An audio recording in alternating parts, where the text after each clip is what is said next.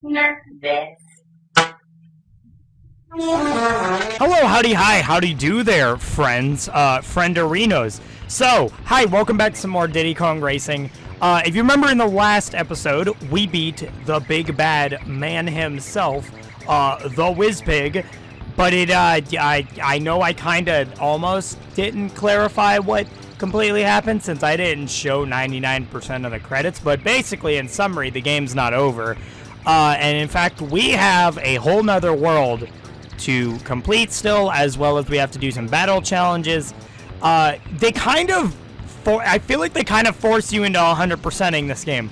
But in terms of actually getting to this new world, we can do that. As you can see, we have all the trophy races. Now, I actually did the Dino Domain trophy race off camera because I didn't want to dedicate a whole episode to that. So one thing you'll notice is, as strange as this is going to be, and I don't know how they really expected you to know to do this, but if you just bump into all the trophy sign when you have all the trophies done, you get this cutscene.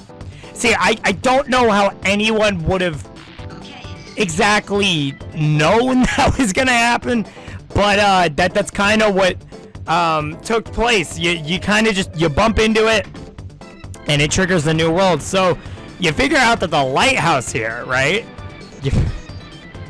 The lighthouse is a rocket. We're going to space. Now, this world to me is really, really cool, and it's one that I kind of forget about, but I really love it. I really love this world, just because it's got a really special charm to it. So we've got Spaceship, or Space Dust Alley, Dark Moon Caverns, Spaceport Alpha, and Star City. I'm just gonna... I didn't want to really do... Hey, TT, didn't want to really do that, buddy. So, yeah, today we're just going to be going through the regular tracks, at least for the video that you're going to be seeing. I'm recording this in one big bulk, like I normally do with all my recordings, but you guys know how it is. So, how's everyone doing?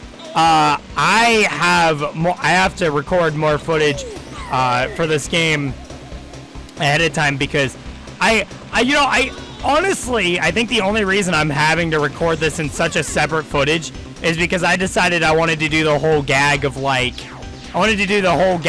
guess, how do I word this? The whole gag of ending the video when Whizpig comes out and, decimates something, nah, and then cut my recording off just quickly ahead of time with that. But, that kind of backfired on me a little bit, so... one thing you'll notice about this is that this world, generally speaking, has a lot more... I think it's got some of the coolest environments out of any tracks in the whole game. They really nailed the whole space-esque environment.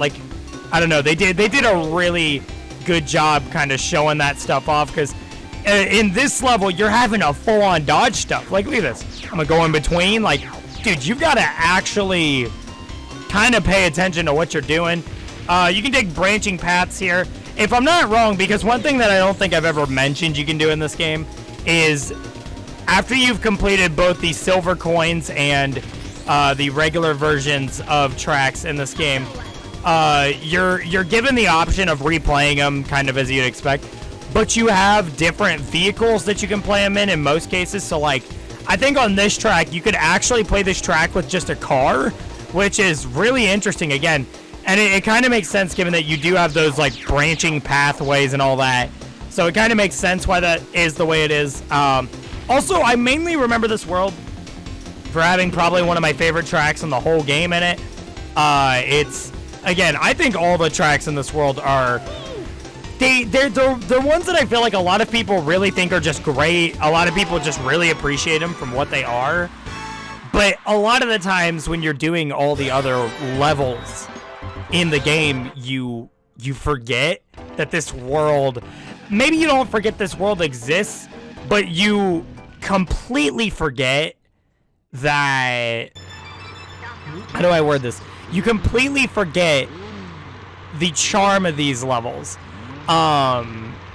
So this level right here, this level and Star City, I just remember being really, really good in my opinion.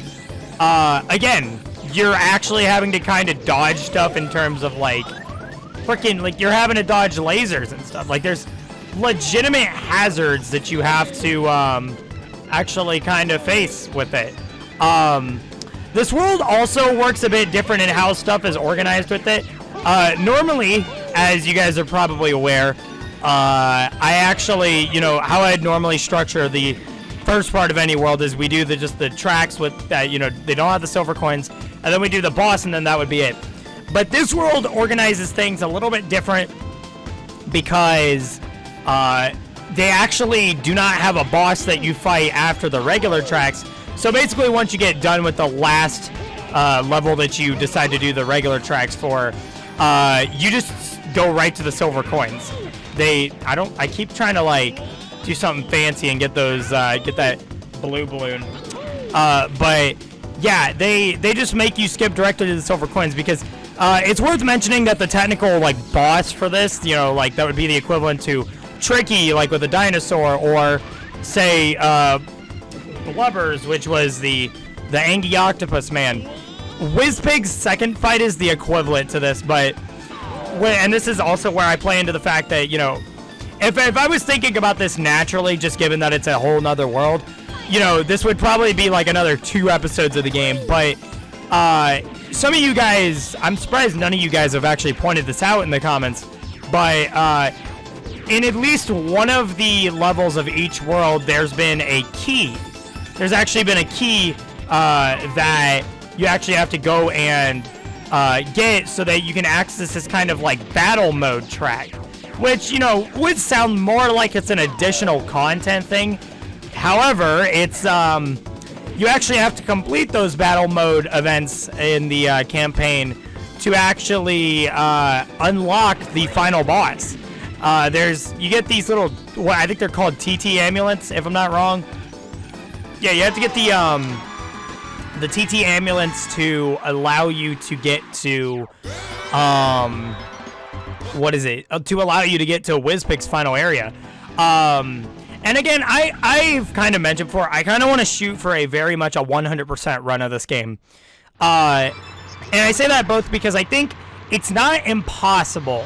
Like, it's not impossible to do a non-100% run of this game because this level does have this world does have a trophy race area, but it's not required, I believe. It's not required, but because I really just enjoy this game, I want to do everything I can of this game for you guys.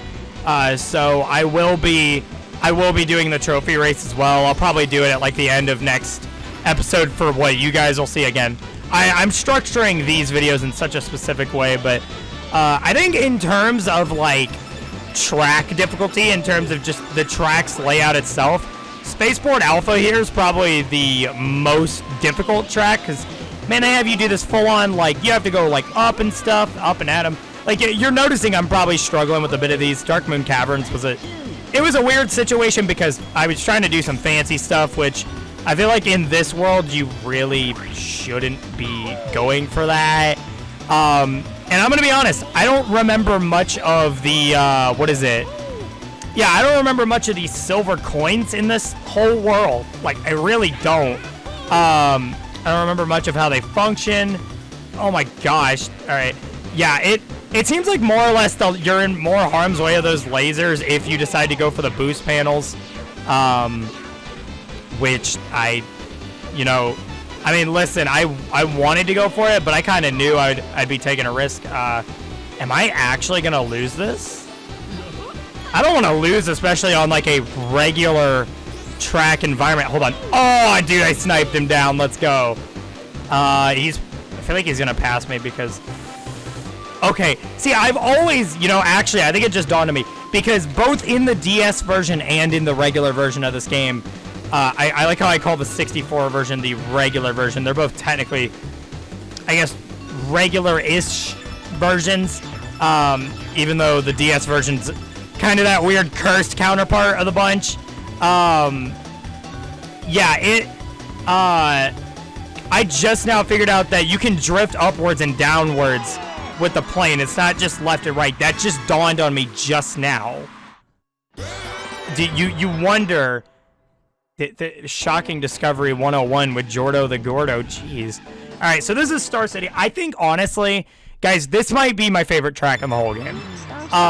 There's something about this track that holds such a special place in my heart. I think both in the 64 and the DS version of this game.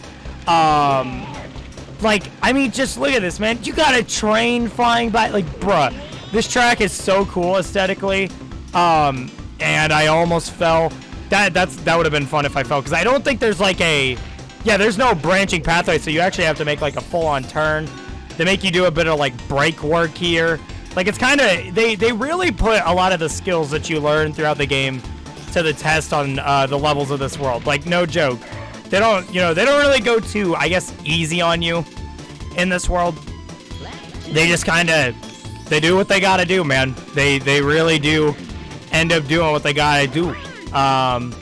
So hopefully I don't fall off this. I was gonna do the whole just completely letting go of the gas thing, but I really feel like on that's probably the on that specific little platform you got to go off of. That's like the worst idea you could. Wow, I would have, if that freaking, what is it? If the slick puddle wasn't there, dude, I could have made the sickest turn of all time, baby. Like I could have done it. Could have done it. Yeah, this track to me isn't all that difficult, but I definitely think out of any track in this whole game, because again, I believe if you fall down on this part, you have to turn around. There's not actually, like, it's kind of not like the Space Dust Alley where, which was the first level we did, where, there's like an underside of it. It's not like that, there's actually like, you kind of gotta turn yourself back up, which sucks that it's like that, but I mean, hey, is what it is, I guess. Oh, that was slick. Hold on. Okay. Oh, shoot. All right. Hit me the...